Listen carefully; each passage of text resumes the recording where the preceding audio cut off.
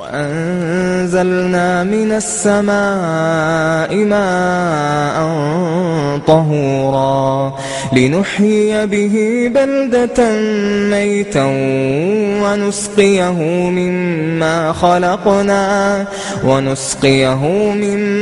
خلقنا أنعاما وأناسيا كثيرا. بسم اللہ الرحمن الرحیم الحمد للہ رب العالمین وصلی اللہ علی محمد وآلہ الطاہرین ولعنۃ اللہ علی اعدائہم اجمعین الی قیام یوم الدین۔ نجاسات میں سے پانچویں نجاست یعنی خون۔ خون انسان کا نجس ہے، چاہے وہ مسلمان ہو، چاہے وہ کافر ہو، چاہے وہ بالغ ہو، چاہے وہ بچہ ہو، چاہے وہ زندہ ہو اور چاہے وہ مردہ ہو، خون اس کا نجس ہے۔ اور ہر اس حیوان کا خون نجس ہے کہ جو خون جہندہ رکھتا ہو، یعنی وہ ایسا حیوان ہو کہ اگر اسے ذبح کیا جائے تو اس کا خون اچھل کے نکلے گا۔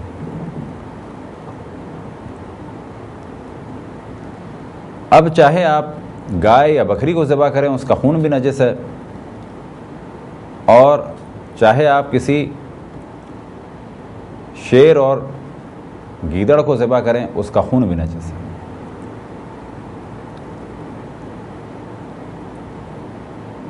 بس انسان کا خون نجس اور ہر اس حیوان کا خون نجس، چاہے وہ حلال گوشت ہو چاہے وہ حرام گوشت ہو، کہ جب اسے ذبح کیا جائے گا تو اس کا خون اچھل کے نکلے گا۔ اب ایک گروہ ایسا بچا کہ جس کا خون اچھل کے نہیں نکلتا، جس کا خون اچھل کے نہیں نکلتا۔ اب چاہے یہ حرام گوشت ہو چاہے یہ حلال گوشت ہو، کہا جائے گا اس کا خون پاک ہے۔ پاک ہونے سے کیا مراد؟ نہیں ہے کہ اسے کھا لیا جائے، پاک ہونے سے مراد یہ کہ اگر اس کے قطرے لباس پر گر جائیں تو کیا لباس پاک رہے گا؟ اس کے بعد نماز پڑھی جا سکتی ہے؟ تو کہا جائے گا کہ ہاں نماز پڑھی جا سکتی ہے۔ مثال کے طور پہ حلال گوشت مچھلی کو مارا یا یہ کہ اس کو ٹکڑوں میں تقسیم کر دیا، کچھ خون نکلا، آیا یہ پاک ہے؟ کہا جائے گا پاک ہے۔ حرام گوشت مچھلی کا خون پاک ہے؟ کہا جائے گا پاک ہے۔ وجہ کیا ہے؟ وجہ یہ ہے کہ جو تقسیم ہم نے بیان کی وہ کیا تھی کہ وہ جانور کے جن کا خون اچھل کے نکلے ان کا خون نجس ہے، اور وہ جانور جن کا خون اچھل کے نہیں نکلے ان کا خون پاک ہے۔ اب بعض چھوٹے کیڑے مکوڑے، آیا ان میں جو خون ہے وہ پاک ہے؟ تو کہا جائے گا کہ اگر وہ خون مختصر سا ہے اور ان کا خون مانا جا رہا ہے تو کہا جائے گا وہ پاک ہے، لیکن اگر وہ بہت زیادہ مقدار میں ہو اور ان کا خون نہ مانا جائے تو کہا جائے گا کہ وہ نجس ہے۔ لہذا مچھر مختصر سا خون پی کے کہ جو اس کے جسم کا حصہ بن جائے تو کہا جائے گا کہ یہ پاک ہے۔ بس پہلا مرحلہ یہ کہ خون انسان کا اور ہر اس حیوان کا نجس ہے کہ جس کو اگر ذبح کیا جائے تو اس کا خون اچھل کے نکلے، اور ہر وہ حیوان کہ جس کا خون اچھل کے نہیں نکلتا اس کا خون پاک ہے، چاہے وہ حلال گوشت ہو چاہے وہ حرام گوشت ہو۔ اب یہاں پہ سوال یہ پیدا ہوتا ہے کہ کون سے خون کی بات ہو رہی ہے؟ تو کہا جائے گا وہ خون جو ذبح کرتے ہوئے اس کی رگ سے نکلتا ہے۔ تو حلال گوشت جانور کا خون ایک صورت میں پاک بھی ہو سکتا ہے۔ وہ کون سی صورت ہے؟ کہ جانور کو آپ نے ذبح کیا، جو خون بہا وہ تو قطعاً نجس ہے، لہٰذا کسی بھی جانور کو آپ ذبح کریں، یعنی حلال گوشت جانور کو آپ ذبح کریں تو جتنا خون اس کا بہہ رہا ہے وہ نجس ہے۔ اب یہاں پر مثال دیتے ہیں کہ جانور کو آپ نے بکرے کو ذبح کیا اور بکرا کسی بلندی پہ نہیں تھا، ایسا نہیں تھا کہ ذبح کرتے وقت اس کا سر بلند تھا، نارمل زمین میں تھا، یا یہ کہ سر نیچے کی جانب تھا، اس کو ذبح کیا اور جب ذبح کیا تو اس کا خون بہہ گیا۔ بہنے کے بعد اس کی گردن کو دھو دیا، اس کی کھال کو اتارا۔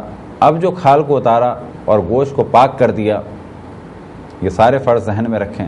اب اس بکرے کے اندر کچھ خون نکلا، آیا یہ خون بھی نجس ہے؟ کہا جائے گا نہیں، حلال گوشت جانور کا یہ والا خون پاک ہے۔ بس حلال گوشت جانور کے دو خون تصور کیے جا سکتے ہیں. ایک وہ خون کہ جب اسے ذبح کیا جائے تو وہ بہے تو وہ ہر صورت میں نجس ہے. ایک وہ خون کہ جو اندر کبھی کبھی رہ جاتا ہے تو وہ بالکل پاک ہے. لیکن پاک ہونے کے معنی یہ نہیں کہ اسے کھایا جا سکے. فرض کریں کہ ہم نے جانور کو ذبح کیا, اس کا خون بہہ گیا, اس کی گردن کو دھویا, اس کے بعد کھال اتاری, کھال اتارنے کے بعد اس کو دھویا ہم نے, اور دھونے کے بعد بکرے کے پیٹ کو چاک کیا تو کچھ خون نکلا, یہ خون کہا جائے گا پاک ہے. لیکن اس خون کو اگر انسان کسی چمچے سے یا کسی چیز سے پیے یہ سوچ کر کے جی کہا ہے مولانا نے پاک ہیں, تو کہا جائے گا کہ یہ پاک ہے لیکن خون کا کھانا یا پینا حرام ہے. اب ممکن ہے مسئلہ سن کے بعض لوگ بہت زیادہ پریشانی میں مبتلا ہو جائیں گے. جب ہم گوشت دھوتے ہیں تو اس میں خون آ جاتا ہے, تو کہا جائے گا وہ خون نہیں ہوتا, وہ پانی کا رنگ بدل جاتا ہے. لہذا اگر گوشت آپ نے پاک کر لیا اور کچھ دیر کے لیے رکھ دیا تو اس میں ایک ارد گرد سرخ سا پانی جمع ہو جائے گا, وہ خون نہیں ہے, وہ پانی ہے جو گوشت کی وجہ سے سرخ ہو گیا. آیا یہ پانی یعنی اسی پانی سمیت اس گوشت کو کہ جو پاک گوشت تھا پاک پانی ہے لیکن لال پانی ہو گیا ہے, کیا کسی دیگچی میں ڈال کے پکایا جا سکتا ہے؟ کہا جائے گا بالکل پکایا جا سکتا ہے. اسی طریقے سے اگر واقعاً خون ہو, فرض کریں کہ ہم نے اسی طرح سے پاک بکرے کو چاک کیا, اس کا پیٹ کو کھولا تو اندر کچھ خون تھا, ہم نے پورے بکرے کی بوٹیاں بنا دیں, آخر میں ایک گاڑھا گاڑھا سا خون نظر آ رہا ہے جو اس کے مختلف حصوں میں سے نکلا ہے. اگر اس خون کو پیا جائے یا کھایا جائے پکا کے تو کہا جائے گا یہ جائز نہیں ہے. لیکن اگر یہ خون کھانے میں چلا جائے, کون سا خون؟ یہ پاک خون جو جانور کے اندر رہ گیا اور جب گوشت جمع کیا تو اس میں سے یہ ایک جانب جمع ہو گیا. اب اس سارے گوشت کو 10-15 کلو کو آپ نے کسی دیگ میں ڈال دیا تو کہا جائے گا یہ خون ختم ہو گیا, اب یہ خون نہیں رہا, بالکل ختم ہو گیا. تو اس صورت میں یہ کھانا جائز ہوگا. لیکن پھر میں عرض کروں کہ اگر آپ کسی چمچے سے اٹھا کے اس خون کو ایسے ہی پئیں یا کھائیں یا کسی فرائنگ پین میں اس خون کو پکا کے کھائیں خالص کو, تو کہا جائے گا باوجود یہ کہ یہ پاک تھا لیکن اس کا کھانا جائز نہیں تھا. اب ایک اور خون ایسا ہے کہ جو ہماری زندگی میں بعض دفعہ پرابلم کریٹ کرتا ہے. وہ کون سا خون ہے؟ وہ خون ہے انڈے میں پایا جانے والا خون. اور یہاں پر مراجع کے فتاوی مختلف ہیں. پہلے مرحلے میں اس چیز کی جانب توجہ پھر دلاتے چلیں کہ اصل جو ہماری روش ہے گفتگو کی وہ یہ ہوگی کہ احتیاط کے مطابق فتویٰ بیان کیا جائے. مثال کے طور پہ اگر انڈے میں خون کے بارے میں احتیاط کی جائے تو کیا کہا جائے گا کہ اس سے بچنا بہتر ہے نہ کھایا جائے. انڈے میں اگر خون ہے تو بچنا بہتر ہے نہ کھایا جائے, یہ احتیاط کی راہ ہو گئی. لیکن اگر فتوے معلوم کیے جائیں تو کہا جائے گا کہ مثال کے طور پہ امام خمینی فرماتے ہیں کہ وہ انڈے میں خون پاک ہے, اور اگر وہ اتنا معمولی سا ہے کہ انڈوں میں مل گیا اور ختم ہو گیا تو کسی قسم کا کوئی حرج نہیں. لیکن آغا خوئی فرماتے ہیں کہ اس سے بچا جائے. لیکن آغا سستانی فرماتے ہیں کہ بہتر ہے کہ بچا جائے. یہ فتووں میں فرق ہے. لیکن احتیاط کے مطابق کیا عمل کیا جائے کہ اگر انڈے میں خون آ جائے تو بہتر ہے کہ اس سے بچیں, استعمال نہ کریں. لہذا جب بھی آپ کو 10-15 انڈے بنانے ہوں تو ایک احتیاط کی رائے یہ ہے کہ ایک چھوٹے پیالے میں ایک انڈے کو توڑیں, نگاہ ڈالیں, صحیح ہے تو اس کو ایک بڑے پیالے میں ڈال دیں. پھر ایک چھوٹے پیالے میں انڈا توڑ کے, صرف اتنا سا کام ہے انڈا توڑنا ہے, بڑے میں بھی یا چھوٹے میں بھی, لیکن پہلے چھوٹے میں ڈالیں تاکہ یہ دیکھ لیں کہ اس میں خون ہے یا نہیں ہے. کیونکہ اگر خون ہے تو پھر چھوٹے پیالے سے ہی اس انڈے کو کسی دور جگہ پر پھینک دیں تاکہ بڑے پیالے والے انڈے میں یہ خون منتقل نہ ہو. کیا ایسا کرنا واجب ہے؟ کہا جائے گا واجب نہیں ہے, لیکن بہتر یہ ہے کہ یہی کیا جائے اور احتیاط کی راہ یہی ہے. بعض جگہ ممکن ہے کہ بعض افراد کے ذہن میں آئے کہ جیسے ابھی بھی آ سکتا ہے کہ آغا خامنائی کا فتویٰ بیان نہیں ہوا. تو وجہ یہ ہے کہ ان کے استفتاء میں جہاں تک ہم نے دقت کی تو انڈے میں موجود خون کے بارے میں کوئی گفتگو نہیں ہے. لہذا خود ہم یہاں پر معذور ہیں کہ جب فتویٰ نہیں ہے تو ہم کیسے بیان کریں. لیکن پھر ہم اس جانب توجہ دلائیں کہ اصل ہدف یہی ہے کہ احتیاط کے مطابق عمل کیا جائے، اور ہم عام طور پر کوشش یہی کریں گے کہ فتوے بھی بتائیں گے، لیکن جیسے کہ ابھی بتایا کہ مختلف فتوے ہیں، لیکن ساتھ میں یہ بتاتے چلیں گے کہ انڈے میں موجود خون سے بچنا بہتر ہے. یہ تو موضوع تھا کہ انڈے میں جو خون ہے اس کے بارے میں کیا فتوے ہیں. اب سوال یہ پیدا ہوتا ہے، اگر گائے کا دودھ نکال رہے ہیں اور اس دوران اس کے تھن سے کچھ خون نکل آئے اور دودھ میں گر جائے تو کہا جائے گا کہ یہ سب کا سب دودھ نجس ہو جائے گا. لہذا گائے کا دودھ نکالتے ہوئے بھی بعض دفعہ یہ پرابلم پیش آتا ہے کہ دودھ میں اچانک خون آ جائے. تو اگر یہ خون فقط اس کے تھن پر آیا ہے، فرض کریں آپ دودھ نکال رہے ہیں اور یہاں پر آپ نے دیکھا خون آیا ہے لیکن یہ خون برتن میں نہیں گیا ہے، تو اگر یہ یہاں پر ہے تو وہ اسی وقت آپ اس کو پاک کر لیں تو کہا جائے گا یہ خون پاک ہے. لیکن اگر یہ خون برتن میں گر گیا تو جیسے یہ خون دودھ کے برتن میں گرے گا تو سارا کا سارا دودھ نجس ہو جائے گا.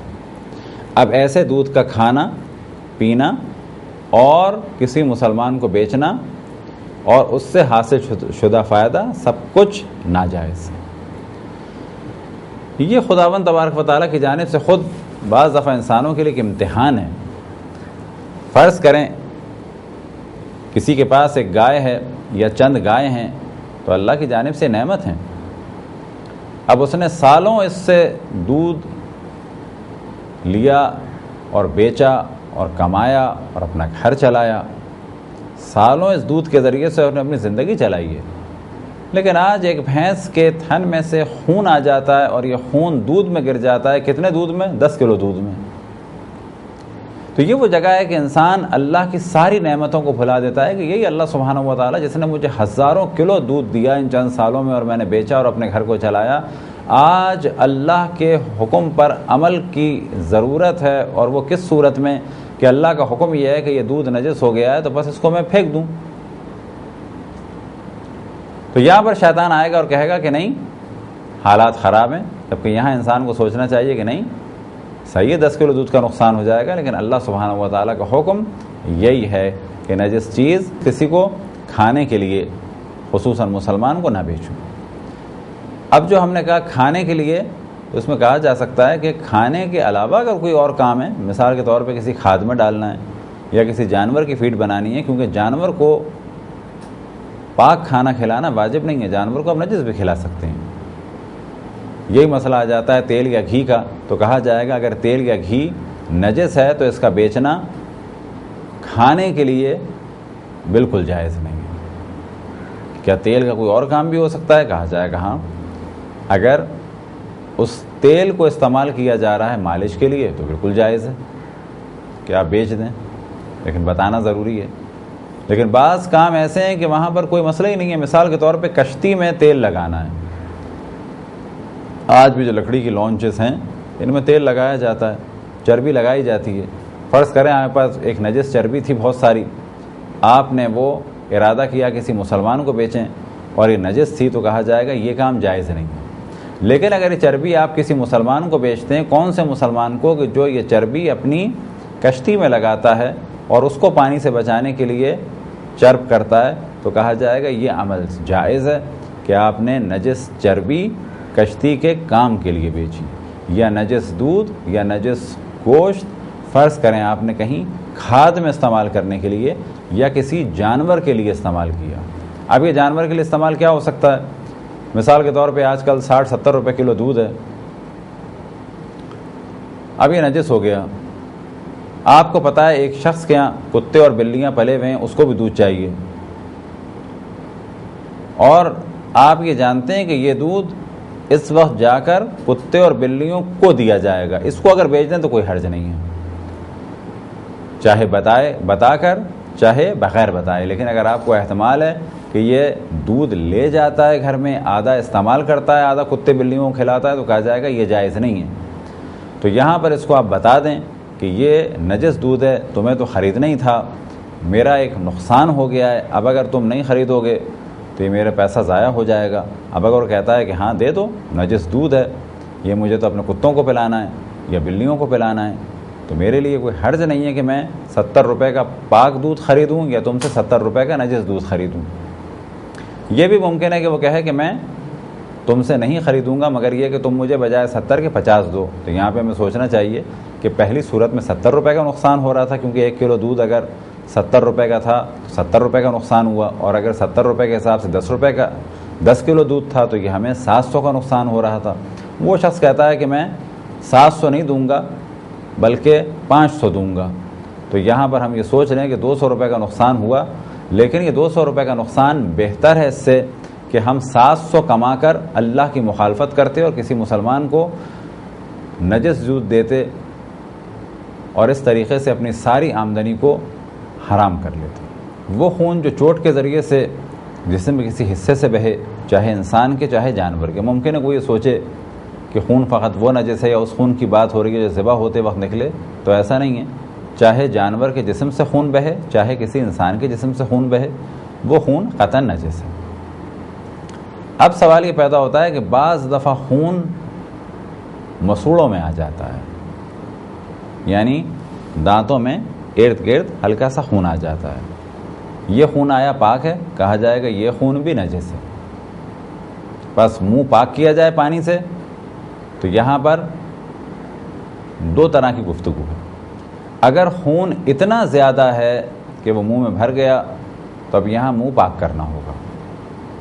لیکن اگر خون بہت ہی مختصر ہے، مثال کے طور پہ ہم نے دیکھا کہ ہمارے منہ میں ایک جانب ہلکا سا خون تھا، تھوڑی دیر میں لعاب دہن یعنی تھوک کے ساتھ وہ مکس ہو کے ختم ہو گیا، تو کہا جائے گا اگر بہت ہی مختصر تھا اور لعاب دہن کے ساتھ مل کے ختم ہو گیا تو اندرونی حصہ پاک ہے اس کا.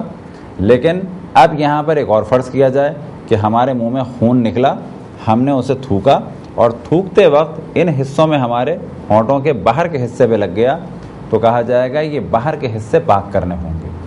لیکن اندر کے حصے جیسے ہی خون لعاب دہن میں گھل مل کے ختم ہو گیا تو خود بخود اندر کا حصہ پاک ہو جائے گا. مثلا ہم نے دیکھا کہ ہمارے یہاں پر مسوڑوں کے آس پاس خون تھا، تھوڑی دیر ہم نے بات چیت کی، بعد میں ایسے دیکھا تو پتہ چلا خون نہیں ہے، تو کہا جائے گا کہ یہ اتنا مختصر سا خون تھا کہ لعاب دہن یعنی تھوک میں مل گیا اور جیسے ہی مل گیا ختم ہو گیا. اب جب یہ ختم ہو گیا تو منہ کا اندر کا حصہ پاک ہے. اب اگر باہر لگا ہو وہ خون تو اس وقت کیا کرنا ہوگا؟ اتنے حصے کو اپنے پاک کرنا ہوگا، کیونکہ لعاب دہن کی وجہ سے اندر خون پاک ہو جاتا ہے لیکن باہر کا خون پاک نہیں ہو سکے گا. چوٹ لگنے سے بعض دفعہ خون کھال کے نیچے دب جاتا ہے، تو جب تک وہ دبا ہوا ہے، مثال کے طور پہ ایک ہتھوڑی انگلی کے حصے پہ لگی، بعد میں ہم نے دیکھا کہ یہ لال ہو گئی، کیا ہوا؟ خون بہا؟ خون نہیں بہا، اندر خون جم گیا. تو کہا جائے گا کہ اندر جو خون ہے وہ نجس ہے. اب ہمیں کیا اس کو نکال کے صاف کرنا ہے؟ کہا جائے گا نہیں، اس کے اوپر ایک کھال چڑھی ہوئی ہے جو اندر خون کو باہر نہیں آنے دے رہی اور باہر کے پانی کو اندر نہیں جانے دے رہی. اندر بے شک نجاست ہے لیکن یہ اوپر اب کھال بالکل سالم ہے. اب اگر کھال ختم ہو جائے تو کہا جائے گا اندر جو خون ہے وہ نجس ہے. یہ خون کون سا ہے؟ جمع ہوا خون ہے. اس خون کو اگر انسان کے لیے مشکل نہ ہو تو پانی کے ذریعے سے، یا یہ کہ اگر پانی کے ذریعے سے نہیں کسی اور کیمیکل کے ذریعے سے صاف کرنا ہوگا. کب؟ کہ جب یہ جگہ خون آلود اندر اس کے خون ہے اور کھال اس کی پھٹ گئی ہے. لیکن کھال اگر پھٹی نہیں ہے تو کسی قسم کا کوئی پرابلم نہیں. اسی ہاتھ کے ساتھ اندر خون دبا ہوا ہے کہ جسے عام طور پہ ہمارے اردو میں کہا جاتا ہے مردہ خون، کہ چوٹ لگنے کی وجہ سے خون مر گیا، تو کہا جائے گا یہ خون نجس ہے. لیکن کیونکہ کھال کے نیچے اس میں نماز ہو سکتی ہے، اور جب کھال پھٹ جائے یا کھال الگ ہو جائے تو اس خون کو صاف کرنا ہوگا. یہ تو گفتگو تھی مخصوص خون سے متعلق کہ جب ہمیں یقین ہو کہ ہماری کھال کے نیچے خون ہے. لیکن اگر کسی کو یقین ہو کہ ہتھوڑی کی چوٹ لگنے سے خون نہیں جمع ہے بلکہ یہ جو یہاں کا گوشت تھا یہ مر گیا ہے، تو اگر کسی کو یہ معلوم ہے کہ یہ خون نہیں ہے گوشت ہے تو اس کے لیے یہ گوشت کھال ہٹنے کے بعد بھی پاک مانا جائے گا۔ زخم کے بعد جب صحیح ہو رہا ہوتا ہے تو بعض دفعہ زخم میں ایک پس آتا ہے، ایک سفید رنگ کا گاڑھا پانی۔ آیا وہ سفید رنگ کا گاڑھا پانی پاک ہے؟ کہا جائے گا کہ پاک ہے۔ پھر یہاں پر یہی بات کہ وہ تو گندا سا ہوتا ہے، کہا جائے گا پاک ہے سے مراد یہ کہ اگر جسم پر لگ جائے یا لباس پر لگ جائے تو نماز ہو جائے گی۔ گو کہ خون کے لیے بھی یہی مسئلہ ہے کہ خون اگر ایک انگشت کے پورے کے برابر میں یا بالفاظ دیگر ایک درہم بغلی کے برابر اگر چند ڈاٹ ہوں تو اس وقت کہا جاتا ہے کہ اگر یہ درہم بغلی سے یا انگشت کے اس پورے سے کم ہیں تو اس میں نماز ہو سکتی ہے، لیکن وہ پاک نہیں ہے، بلکہ اتنی مقدار میں نماز کے لباس پر خون مباح ہے، یعنی جائز ہے کہ اگر ہو تو کوئی حرج نہیں ہے۔ لیکن یہ تصور کرنا کہ ایک انگشت کے پورے کے برابر یعنی اس مقدار میں اگر خون ہو تو خون پاک ہے، کہا جائے گا پاک نہیں ہے وہ، بلکہ اتنی مقدار میں چھوٹ ہے، معاف ہے کہ اگر اتنی مقدار ہو تو نماز پڑھی جا سکتی ہے۔ لہٰذا بعض دفعہ جلوس میں مسئلہ پیش آتا ہے۔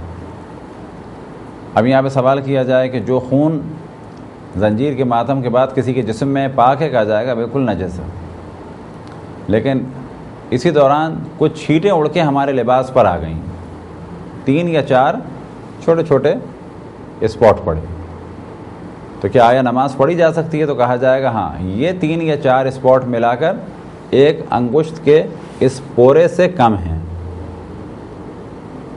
ہیں یہ نجس۔ فرض کریں یہاں ایک ڈراپ گر گیا تھا، نماز ہو جائے گی؟ کہا جائے گا نماز ہو جائے گی۔ کیوں ہو جائے گی؟ کہ ایک ڈراپ نماز میں معاف ہے، لیکن کون سا خون؟